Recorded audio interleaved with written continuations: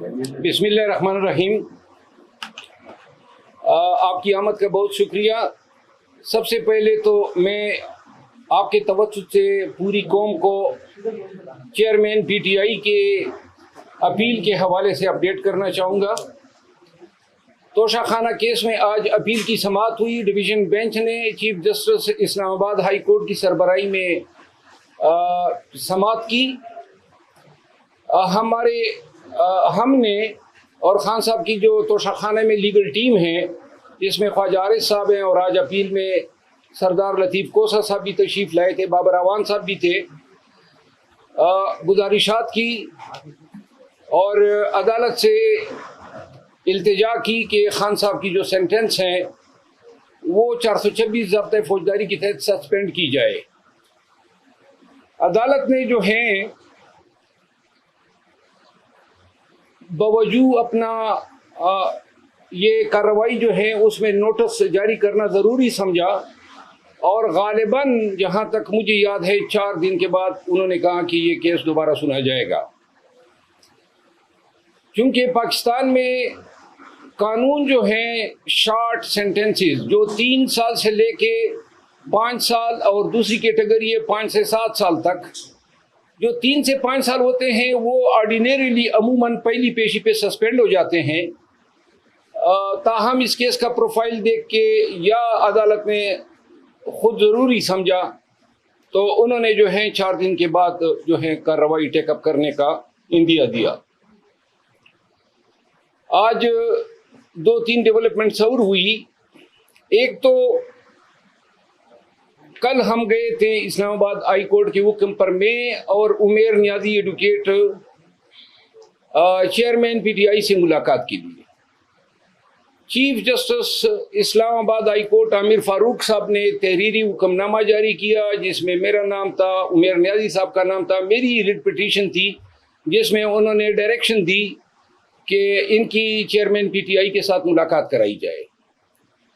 हुक्मनामा तहरीरी तौर पे मुसद्दिक़ नकल हमें ताख़ीर से मिली। जो जब हम वहाँ पे पहुँचे तो तकरीबन 7 और 7:30 के बीच का टाइम था, जिस पर जहाँ पे नाका लगा है पुलिस का वहाँ उन्होंने हमें रोका और कहा कि जी हम इत्ला करते हैं। कोई 1 घंटे के बाद जो है डिप्टी सुपरिटेंडेंट अब जेल सुपरडेंट का ये पैगाम लेकर आए कि चूंकि 6 बजे हम क्लोज कर चुके हैं गिनती, तो लिहाजा मुलाकात नहीं हो सकती है।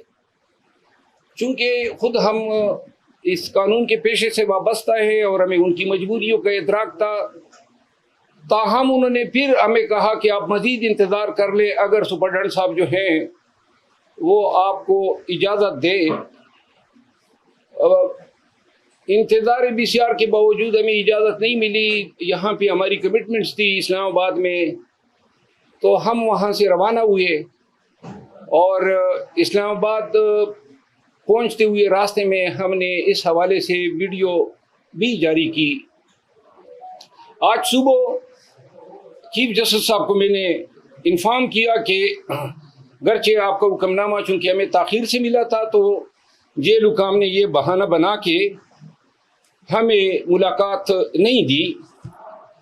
जिसके बाद जो है आज चीफ जस्टिस साहब ने चेयरमैन पीटीआई की वो पिटीशन जिसमें उन्होंने A-B क्लास का मुतालबा किया है और अडियाला जेल मुंतकिली की इस्तदा है, अपने मुआलिज वकला खातून खाना अपने बहनों के साथ जो रसाई या मुलाकात की जो इजाज़त है उस मुकदमे की समाअत की। और अभी तक तहरीरी हुक्म हमारे सामने नहीं आया है, लेकिन शायद जो है अदालत ने कानून के मुताबिक हमें इजाज़त दी है। जिसके बाद मैं शहरियार अफरीदी साहब के केस में पिंडी हाई कोर्ट गया, लाहौर हाई कोर्ट पिंडी बेंच। वहाँ मैं उस अदालत में बैठा था कि इस दौरान मुझे व्हाट्सएप आई और ये एक FIR मुझे मौसूल हुई जो कि अटक पुलिस ने दर्ज की है डिप्टी सुपरिटेंडेंट जेल के इमा पे कि जी वहाँ जब हम गए तो वहाँ हमने आतापाइयाँ की, कपड़े पाड़े। बहरहाल ये ऐसे ही FIR है चेयरमैन पीटीआई के ख़िलाफ़ जिस तरह ये FIR थी, किसी से तलख गुफ्तगू तक नहीं हुई, ना हम उम्र की इस हिस्से में है कि सिपाहियों से हम हाथापाइयाँ करें, और हमें इदराक है इन चीज़ों का। लेकिन अफसोस इस उम्र पे होता है कि जेल सुपरिटेंडेंट और DPO जिसका नाम डॉक्टर गियास गुल है, ये कंपनी के अलाकार बने और उनकी इमा पे इन्होंने हम पे ये FIR दर्ज की। FIR में इल्ज़ामात हैं और हम ये एक चीज़ उनको दाद देते हैं कि थोड़ी सी शराफत ये दिखा दी, और जिसके ये मुस्तहक हैं कि कपड़े फाड़ने का इल्ज़ाम चलो मर्द का लगा दिया है, शुक्र है किसी रिश्तेदार खातून का इल्ज़ाम नहीं लगाया। डॉक्टर गियास गुल जो है, उसने मुझसे थोड़ी देर कबल उन्होंने मुझे कॉल की, मैं टाइम बता देता हूँ, और चूंकि वो इस्लामाबाद में काफ़ी अरसा SP SSP वगैरह रहे हैं, ये 1:15 पे उन्होंने मुझे कॉल की,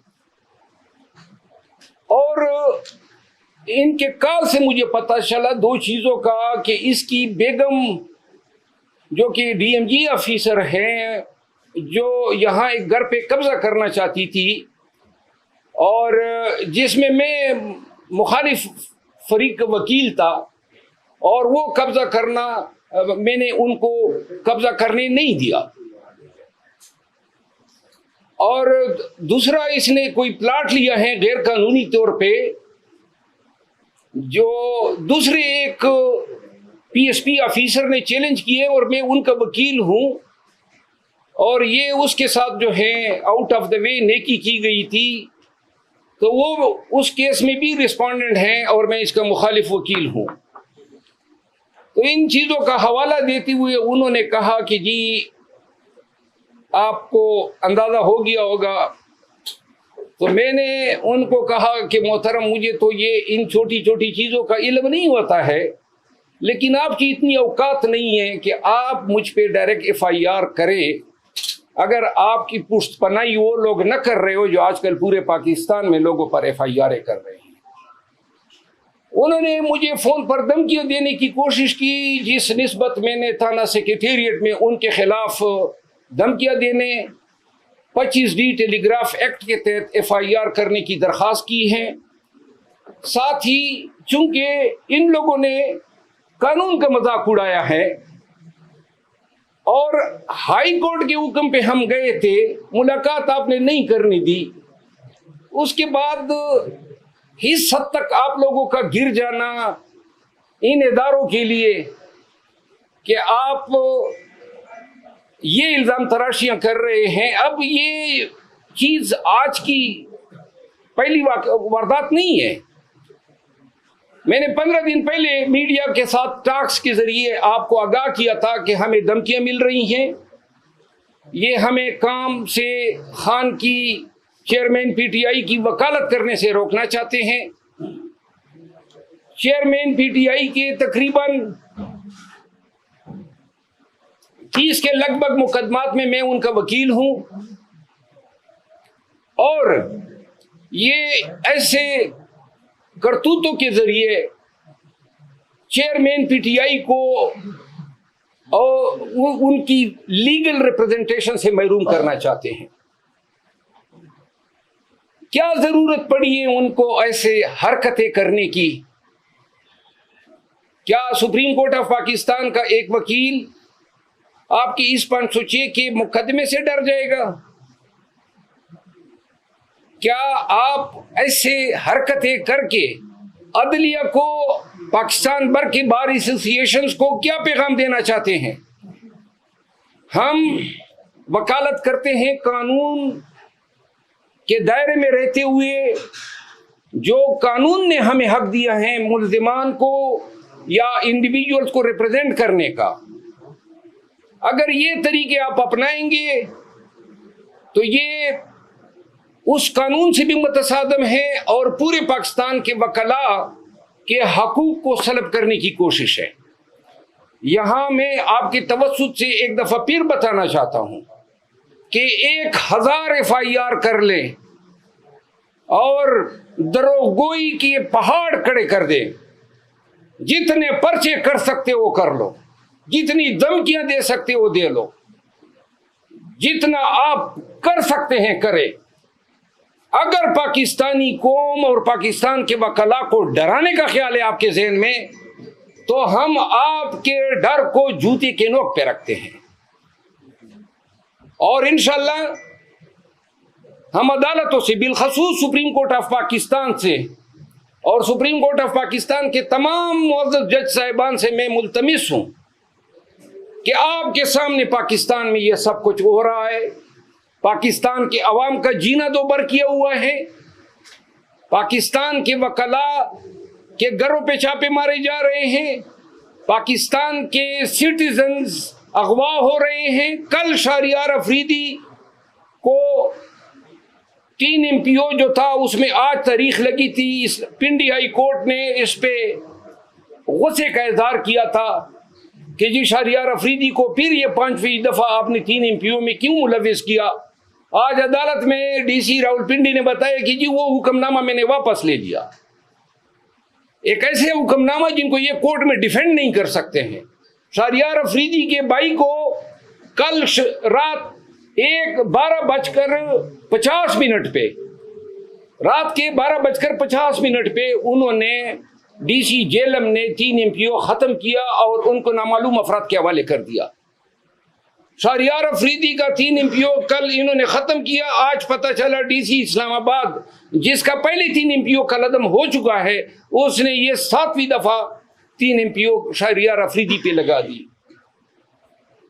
तमाम जज साहिबान देखें, क्या पाकिस्तान इसलिए बना था? ये मुल्क है, ये आपका आईन है, ये बुनियादी हकूक है। क्या इस तरह होता है मुहज़्ज़ब मुआशरों में अपने शहरियों के साथ?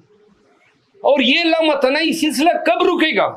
अदालतें हमें छोड़ रही हैं, अदालतों से इस्तदा है ना कि छोड़ते हुए साथ में ये भी काम करें कि आइंदा कोई इनको गिरफ्तार न करें। जिस तरह आज मैं दाद देता हूं ऑनरेबल जस्टिस अनवारुल हक बनू साहब की, उन्होंने आज हुक्मनामा किया कि पंजाब भर में कहीं पर शहरियार अफरीदी को अगर गिरफ्तार करेंगे 3 MPO में तो पहले हाई कोर्ट से इजाजत लेंगे। मैं यहाँ पे सताइश करूंगा chief justice Peshawar high court Ibrahim Khan साहब की उस फैसले के, जब मेरे साथ रंगेज खान MPA गया हुआ था, असद कैसर साहब, और इन्होंने कोर्ट के प्रेमिसेस से अगवा किया, तो उन्होंने कहा कि मैं मुलाजिमत से इस्तीफा दे दूंगा अगर रंगेज को पेश नहीं किया आधे घंटे के अंदर, और साथ में ये हुक्म दिया कि जब तक आपके मुकदमा फैसले नहीं होंगे कोई आपको गिरफ्तार नहीं करेगा। मैंने शहरियार अफरीदी का किस्सा सुनाया, घर घर ये कहानी है। PTI के तमाम क़यादत के साथ ऐसा हो रहा है। एक तरफ हमारे खिलाफ ये जेली FIR की, दूसरी तरफ इन्होंने नईम हैदर पंजोता को FIA ने 8 साढ़े 8 घंटे अब से बेजा में रखा। आज ख्वाजा हारिस साहब जो हैं वो जा रहे हैं, 50 साल हो गए हैं ख्वाजा हारिस साहब को वकालत करते हुए तकरीबन। आज वो जा रहे हैं कि जनाब एक ऐसी इंक्वायरी में कि जिसमें इल्ज़ाम ये था कि मुअज़्ज़ज़ जज साहब जो हैं उन्होंने अपने टाइमलाइन पे 2014 से इमरान खान के खिलाफ पोस्ट लगाई हुई हैं, वीडियोस हैं, मिमिक्री है। अब इसका इलाज तो यही था कि इसकी तहकीक होती। अगर ये झूठ थे, PTI ने इसको मिलाइन किया, गलत अपनी तरफ से पोस्टें बना दी, तो इसकी तफ्तीश करते, फेसबुक से पूछते, 90 दिन का टाइम होता है कि जनाब ये इसने लगाई दी या नहीं, क्योंकि इसने डिलीट करके अपना प्रोफाइल लॉक कर दिया है। 100% इसके टाइमलाइन पे इसके पोस्टें। Chief justice Islamabad high court ने अपने हुक्मनामे में इस इंक्वायरी का ऑर्डर किया है और इस हुक्मनामे की आड़ लेके FIA चेयरमैन PTI के वकला को हरासा कर रही है। आज chief justice Islamabad high court को मैंने बताया कि आपके हुक्म की आड़ लिया जा रहा है। इस पूरे अमल की मैं शदीद मजम्मत करता हूं। यानी कि एक शख्स गुनाह भी करे, गलत काम करे, और आप सिर्फ ये हक नहीं रखते हैं कि जनाब आपने अपने टाइमलाइन पे उस शख्स की तस्वीर मिमिक्री और वीडियो लगाई है जिसके मुकदमे में आप बतौर मुंसिफ बैठे हुए हैं। ये कहाँ का कानून है कि इल्जाम दहिंदा को आप कहते हैं कि जी आपने इल्जाम क्यों लगाया? इल्जाम लगाया था, इल्जाम दुरुस्त था, एक दफा फिर लगा रहे हैं, एक दफा फिर कैमरे के सामने पूरे मुल्क को बता रहे हैं कि वो इन्होंने लगाई थी, इसी का टाइमलाइन था, और साबित कर दें कि हमारा ये इल्जाम गलत है, हम हर सजा भुगतने को तैयार हैं। लेकिन आप तहकीक की भी इजाजत नहीं दे रहे हैं, सच तक पहुंचने की परमिशन नहीं है। FIR फेसबुक से पूछ नहीं रहे हैं, उनसे क्यों नहीं पूछते हैं कि आप बताएं ना, आपने अपना अकाउंट से ये आपने डिलीट किए, आपने अकाउंट लॉक कर दिया, आपने अभी तक उनका बयान ही नहीं लिया है, और जो कह रहे हैं कि हजरत ये कर रहे हैं आप उनके पीछे पड़ गए। इस फिस्तायत की इजाजत नहीं दी जा सकती है। आखिर में चेयरमैन PTI के जो केसेस हैं, इस हवाले से इंशाल्लाह 1-2 दिन के अंदर हम मुकम्मल एक स्ट्रेटजी बना रहे हैं। जो ही हमारी मुलाकात होती, आज मैंने ये जो जेली केस था जो बनाया है, ये गयास गुल ने लोगों की ईमा पे, उसमें मैंने प्री अरेस्ट बेल करा लिए इस्लामाबाद हाई कोर्ट से। हम चाहते हैं कि ये मुकदमा हम पे साबित करें, लेकिन अगर साबित नहीं कर सके तो जिसने FIR दी है और जिसकी मर्जी थी हुई है, वो फिर मिलिशियस प्रोसिक्यूशन के केसेस के लिए भी तैयार हो जाएं। मैं आप सबका बहुत मशकूर हूं कि आप इस गर्मी में मेरे दफ्तर तशरीफ लाएं। Thank you so much. अगर कोई सवाल हो तो मैं हाजिर हूँ। बाबा साहब, आज डबल बेंच में भी कार्रवाई थी नौशाखाना केस के हवाले से, उस हवाले से जरा थोड़ा बताइएगा कि वो क्यों इतना डिले कर दिया गया? देखिए, PTI के साथ और चेयरमैन PTI के साथ इंसाफ नहीं हो रहा है, और इंसाफ पूरे मुल्क में नहीं हो रहा है। इंसाफ के तमाम इदारे जो हैं, जब इंसाफ की ज़रूरत पाकिस्तानियों को पड़ी तो जनाब अली एक दूसरे की तरफ देख रहे हैं, तमाशा कर रहे हैं। कोई इसके आगे बंद बांधने वाला नहीं है। और अब पूरे पाकिस्तान के वकला को मैं पैगाम देना चाहता हूं कि या तो हमने तारीख के उस सिमत पे खड़ा होना है जहां पे वकला हमेशा से जुल्म और जबर के खिलाफ सीसा पिलाई हुई दीवार बनी है, या फिर हमने ये आने वाले अखलाफ को बताना है कि आपके असलाफ वो थे जो डर के मारे कोने खतरों में छुप गए। जी अच्छा सर, आपके ऊपर भी अभी प्रेशर बिल्डअप हो रहा है, जैसे आप मुकदमा हुआ, तो आप इस रास्ते से हटेंगे खान साहब का जो साथ दे रहे हैं, क्योंकि आपके ऊपर ज़्यादा नजरें हैं इस वक्त PTI कारकुनान की और जनाब, मैं शायद इन सब का प्रिंसिपल टारगेट हूं, और मैंने आज ट्वीट में भी कहा है कि जब तक सांस में जान में जिंदगी है, सांस है, तो खान के साथ हैं, खान के केसेस लड़ेंगे। बेशक ये सांस अगर ये लोग छीन सकते हैं, छीन लें, तो फिर शायद हमारा बस ना चले। Thank you so much.